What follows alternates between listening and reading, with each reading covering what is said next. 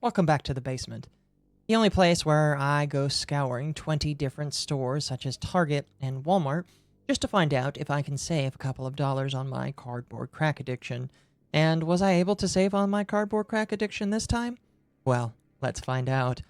I think we're all pretty familiar with how trading cards get into the hands of players from the original people who make, distribute, and then eventually sell them to you. They come from the printing facility. The printing facility gives them to specific different distributors, and those distributors give them out to different TCG stores or your local store, such as Walmart, Target, etc., etc. Oftentimes, you typically only get the things that the companies that produce these cards want to send out to you. You'll get individual booster packs. Occasionally, you'll get fat packs, or ETBs, as they're referred to in the Pokemon space. And on occasion, there may be special ancillary products that the company wants to throw out for whatever reason. Maybe this set is special, maybe there's a special little theme that they want to put with it, or, there's a lot of different stuff that goes in there. However, on occasion, you do find these little products that in stores that may just feel a little bit like, a scam. Oftentimes, this comes as repackaged cards, or maybe even repackaged sets that have lower value on the market.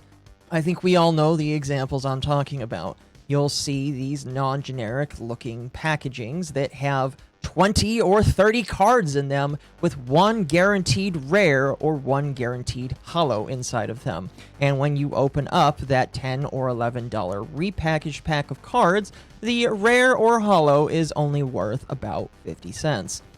I have no doubt that these kinds of products are created for the sole purpose, at least for the most part, to trick parents into buying them for their children, thinking that they're getting a good deal because there is a rare or holo inside of it, when the truth of the matter is, Pokemon, and especially nowadays Magic the Gathering, both have foils or holos in each of their packs, and a rare, more oftentimes, that could potentially be of higher value than whatever you're going to find in these repacks. But that seems to have been a little bit different, at least as of recently. And I'm going to be completely honest with you, I'm not sure if the individuals at this repackaging company are getting fired, or they got lucky, or whatever. Before we get into it, make sure you like and subscribe to the channel, and consider hyping it if you have the opportunity to do so. I deeply appreciate it. Also, check out all of my links in the description. Our story starts today when an individual on Twitter decided to post that they were able to find repacks of different cards that contained collector booster packs. I'm sure, as a lot of you know, if you're in the realm of Magic the Gathering, that the collector booster packs are made specifically for the whales of Magic the Gathering. You have the regular play boosters that are there for people who want to open and draft different packs on Friday Night Magic, or for people that just want to expand their collection. However, the collector booster series are made for people that want specifically to build out their collection of extended or full art cards, along with mostly different foil treatments of a lot of your favorite cards from whatever series. The prices for collector boosters can range anywhere from $30 to $40 to even well over $100 for an individual booster of 14 cards.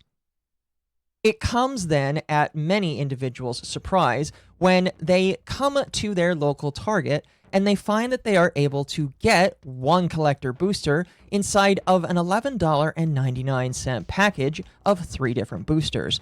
That comes out to about $4 per booster pack. So you're telling me a $4 booster pack of Lorwyn Eclipse that goes for way, way more money on the secondary market is just sitting on the shelf? Well, when you're telling me that much of a good time, why wouldn't I buy every single one of them that came off the shelf? Now, I'm not quite sure how this individual was able to walk out with all 5, considering that Target does have a 2 per person limit every single day. I'm going to assume they were able to pull some sort of magic. However, I'm not really interested in that. I'm interested more in the individuals who are packing these cards, and maybe a little bit about if I can get lucky myself. So I did some research. It turns out the people that actually make these is a company called Excel Brands. In specific, not just XL Brands, but a subsidiary of them called the Fairfield Company. XL Brands is one of the many different distributors of Magic the Gathering, Yu-Gi-Oh!, baseball cards, and Pokemon. They get their cards, I assume, from the different printers and then distribute them all out to different individuals. Now, I'm not quite sure what the story is behind getting very expensive collector boosters into the hands of individuals using these 3 packs here. What I can imagine what might have happened is XL handed off a bunch of specific product to the Fairfield Company, the company that is in charge of doing these repacks, and asked them to slot them in each of these individual blisters. I'm not sure if the individuals who did this repacking knew the value of what they were repacking themselves, especially since considering a lot of people think that the Fairfield Company is a scam. I guess it depends on who you're asking. But what we end up with is people that are somehow able to get their hands on Lorwyn Eclipsed collector boosters. And again, while Lorwyn Eclipsed is probably not the most expensive collector booster on the market, especially considering that the Lord of the Rings ones go for $10,000 in some places if you can have a full box of 12, it's still relatively interesting to think that if you are lucky enough, you can step into your Target today and potentially find one of these for $4 per collector booster. Now, at the time of recording this video, I had already gone out multiple days prior and had my own kind of luck when it came to this kind of thing. I was able to find at one of my local Targets one 3-pack blister, again packaged by the Fairfield Company, that had an Innistrad remastered pack in it. A pack, by the way, that I was pretty sure I knew exactly what it was before buying it. And when upon looking at TCG Player, found that, oh, these go for about $50 each. So I immediately decided that the value of the $11.99 booster blister was definitely well worth my time. Now, while I don't believe any of the other cards in this pack were worth anything of value, it is worth noting that I did end out making like a bandit while opening these cards. In fact, I did open them live on my main channel, a place that I'll go ahead and link in the description if you're curious about watching. But it does make me wonder, how much luck can people actually get going out onto the streets and finding this? And I did just that. I went back out earlier in the day of the recording of this video to see if I could find any others at my local Targets.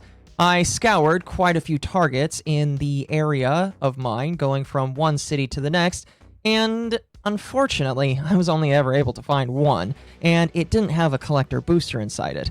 However, that doesn't matter very much to me because I wanted to show this as an experiment just to encourage people to go out and look if they have the chance.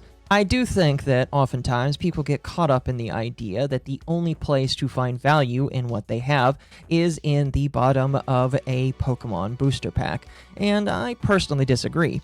And while I don't think that the only reason why you should be going for this is specifically for the money, it is really nice when I can spend so little money and get something that costs considerable amounts. So for the remainder of this video, I decided that what I would do is take out my mat and show you what comes inside this 3-pack blister I found. Alright, let's go ahead and get started. Now, I will say that I did double check the contents of this one that I bought just to see if there was a collector booster in it. Unfortunately, that is not the case, but it still includes some things that I think could potentially be interesting. First off the bat, the promo that I definitely have way too many of, since I've found quite a few of these in the field, is a card that, while I don't think it has a lot of value, it definitely is shiny, and it's really cool that it has this hollowing effect on it. In addition to that, it included one pack of Aether Drift, a lot of that I've definitely opened, one March of the Machine Epilogue booster, something that I don't feel like I've seen in very many places, and one Clue edition of Ravnica. I think that this is some kind of pre-constructed play-along deck, very similar to the ones that I've seen, like the Marvel ones or the ones from the Jumpstart series. So I'm not expecting this to have a lot of rare cards in it, but it's still very interesting to get my hands on it. I highly doubt these are themselves really cheap either, so I feel like the value that comes from all three of these packs is definitely warranted. We're going to go ahead and leave the March of the Machine one for last, though, because the last time I was able to get my hands on one of these, I did get a mythic card that had a decent chunk of value to it. We'll start off with the cards that have, in my personal opinion, the least value of the three, that being Aether Drift. It does have... Ooh, I don't actually have this one. This is a nice art card rare right there.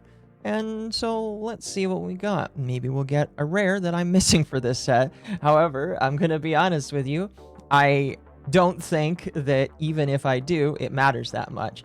A lot of the stuff from this set, if I did want to master it, would be quite cheap, with the only cards costing a lot of money are the box toppers and the super foil rare treatments, which I don't mind that much. Anyway, let's go ahead and go through here.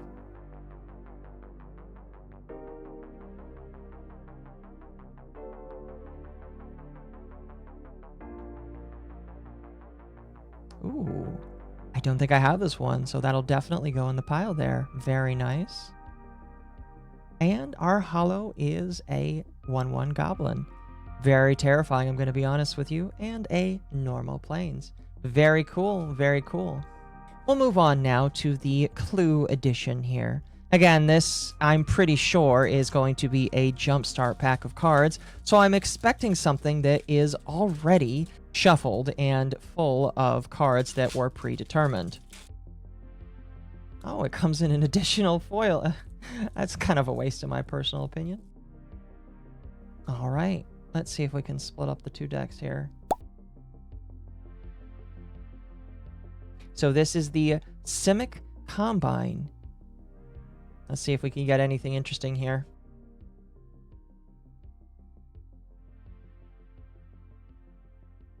Oh, there is our rare, the Unruly Krasis. I'm not quite sure if this card here is a good rare or if it has a lot of value.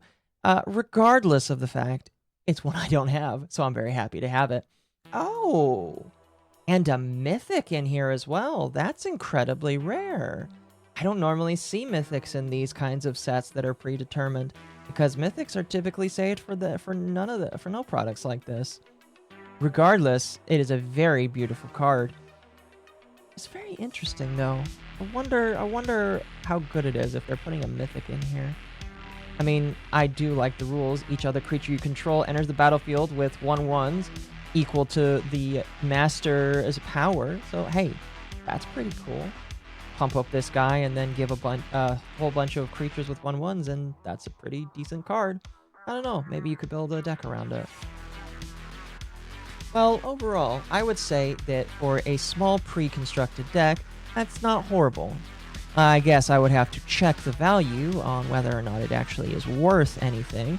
Regardless, getting a rare and a mythic that I don't have is always something that's very fun for me.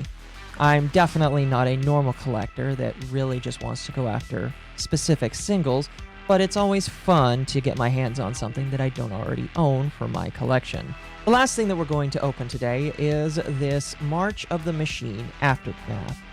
I know that there are some cards in here that can definitely have some value or are very useful for things such as Commander or regular play, so I'm very interested to see what we get out of this.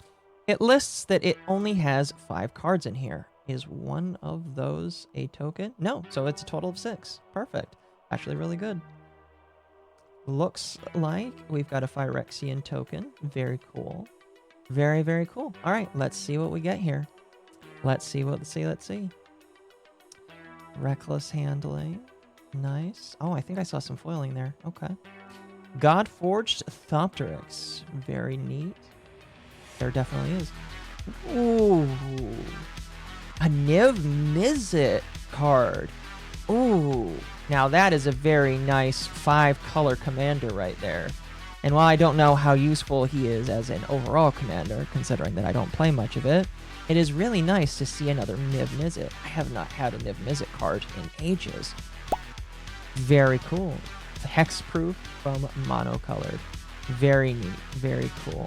Like that a lot. Our holo here is a Coppercoat Vanguard. Actually, that might not be a bad card to put in my white deck. That's actually very nice there. And, ooh. Oh, so this is foil and it's a rare. Oh, I love this. Arnie Metalbrow. That is a very beautiful human berserker. It is a 3-drop. Ooh. Whenever a creature you control attacks or a creature enters the battlefield, you may pay 2. If you do, you may put a creature card with mana value less than the creature's mana value from your hand onto the battlefield. Ooh, not bad. That is not bad. And for a 3-drop, not bad whatsoever. I do love I love the bordering here. It's very nice. Very, very pretty. Well, I think, if you want me to be honest here, these 2 cards are definitely the ones out of all of them that I feel like have the most value. I guess if you're interested in the pricing for these, I'll go ahead and put them up on the screen in post. But overall, I'd say that even though I got a pack, that being Aether Drift, that I already had, this was still quite the very fun experience for me. Now, let's transition back to the regular screen. So, at the end of the day, the question I guess some people might ask is it worth it for you to buy these if you see them on the shelf? Well, I guess it depends on what you find in the value. If you are able to recognize that there is a collector's booster inside of these, the answer is always going to be 100% yes. Collector's boosters cost a lot of money, even after they initially release. And so getting your hands on one for about $4, $12 total with the other 2 packs, is quite a massive thing.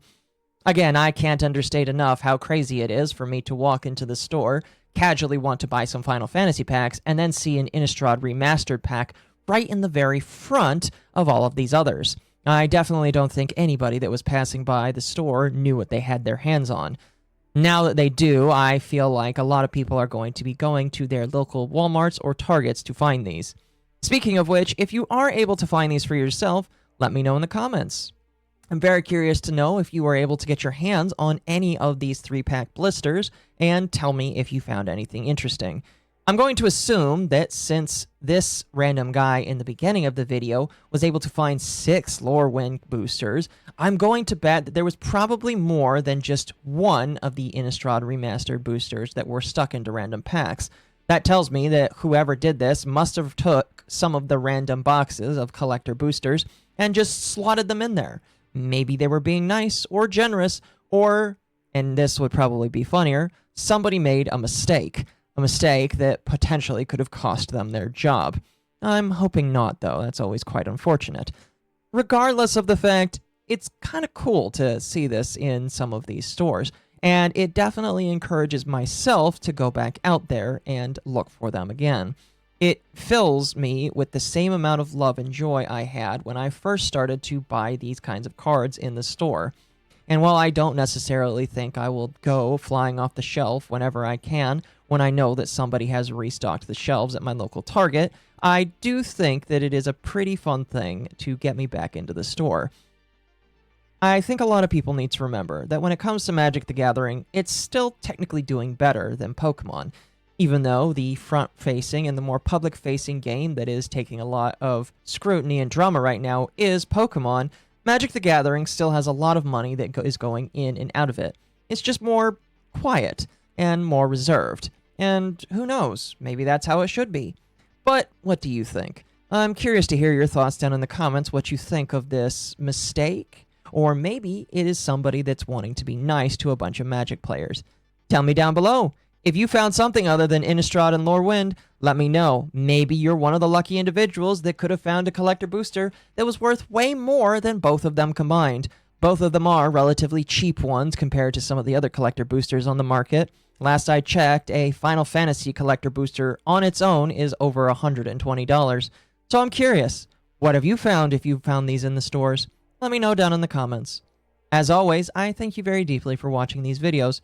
Make sure you like the video, subscribe to the channel if you're new, and consider hyping it if you have the option to do so. But until next time, my name has been mommaocco. You have a good one.